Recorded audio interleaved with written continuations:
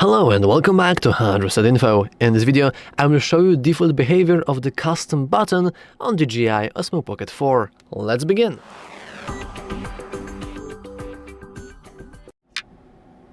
So, first of all, if we are in the portrait mode, we have no way of accessing the custom button.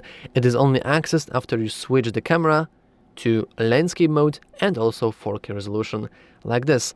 And now you will see a custom button right here, and you know it's custom button because it has a nice C letter on it. Now, you can, of course, like the name suggests, customize this button, but before we try to customize it, it's better to know its default behavior, because I do think that it can be also very, very useful for whatever purposes you need. So, what are its functions? First of all, by clicking once, we switch between joystick tilt and joystick zoom options. As you can see, currently I can change the zoom by going with joystick up or down to increase or decrease it respectively. We can click it one more time, and now we are going to change the tilt up and down. And this is one-click functionality. If we click twice, we have something very cool. And it is the I screwed it over. It's the recenter option. So for example, we are currently being centered on this geese. I can move my gimbal right a little. And of course, our gimbal moved automatically.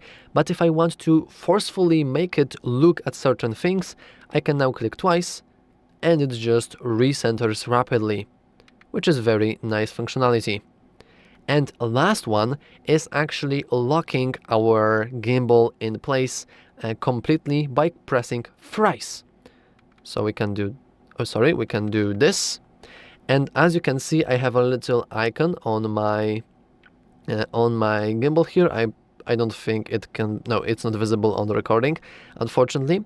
But now, when I will try to move my gimbal around, you can see that it is centered on this geese family, which is very, very nice. And of course, we can try to disable it anytime we want. And of course, the same behavior can be found by simply pressing and holding the joystick. But keeping this hold is, well, holding this still is very problematic, because we don't really have an access to our thumb now. But we can just triple click our little custom button like this, and it works. And of course, you can also intertwine it. So for example, now we can click one more time to decrease the zoom while still being locked in.